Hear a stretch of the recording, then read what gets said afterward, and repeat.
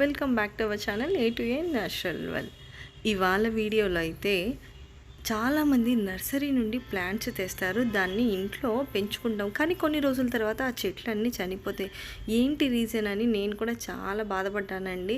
ఎందుకంటే నాకు కూడా చెట్లు పెంచడం అంటే చాలా ఇష్టం. కాకపోతే అంత ఇష్టంగా తెచ్చిన చెట్లు చచ్చిపోతుంటే బాధ అనిపిస్తుంది కదా.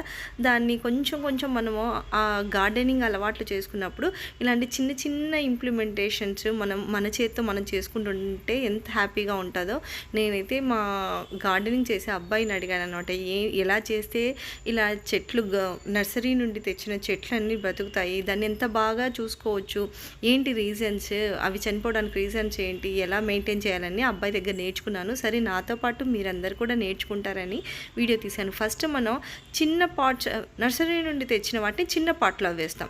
అలాంటప్పుడు అవి కొంచెం పెరిగి చనిపోకుండా కొంచెం అంటే దానికన్నా ఇంకా కొంచెం పెద్ద పాట్లో తెచ్చి ఆ పాట్కి హోల్ పెట్టి అన్ని పక్కన పెట్టేసుకోండి. కొంచెం యూరియా ఇవన్నీ నాకైతే తెలియదండి.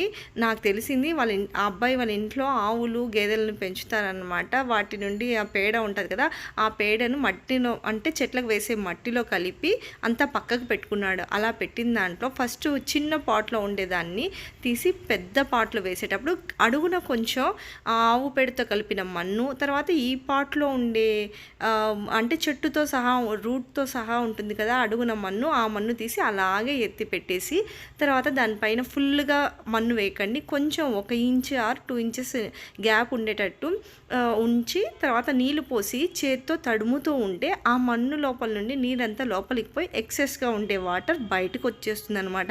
అది కొన్నిసార్లు మనం చెట్లను ఎంత బాగా పెంచినా లోపల వాటర్ అనేది స్ట్రక్ అయిపోయి చెట్టు వేర్లు అంటే ప్లాంట్ రూట్స్ కుళ్ళిపోతుంటాయి. అలా కుళ్ళిపోయినప్పుడు చెట్టు చనిపోతుందంట. అలా కాకుండా ఇలా అప్పుడప్పుడు దానిపైన ఇలా ప్రెషర్ చేసి నీళ్ళని లోపలికి పోయి మళ్ళీ అవి బయటకు వచ్చేటట్టు చేస్తే బాగా పెరుగుతాయని చెప్పాడు. అలా పెట్టిన ప్లాంట్స్ ఎంత బాగా గ్రోత్ వచ్చిందో మీరే చూడండి. నిజంగా చాలా హ్యాపీ అనిపించింది. ఈ చెట్టే కాదండి, మా మినీ గార్డెన్లో ప్రతి చెట్టు అన్నీ ఇలాగే పెంచాను. వంటి ఫర్టిలైజర్స్ అవి ఏమీ వేయకుండా నార్మల్గా బియ్యం కడిగిన నీళ్లు పోసింటే చాలా బాగా పూలు పూసాయి.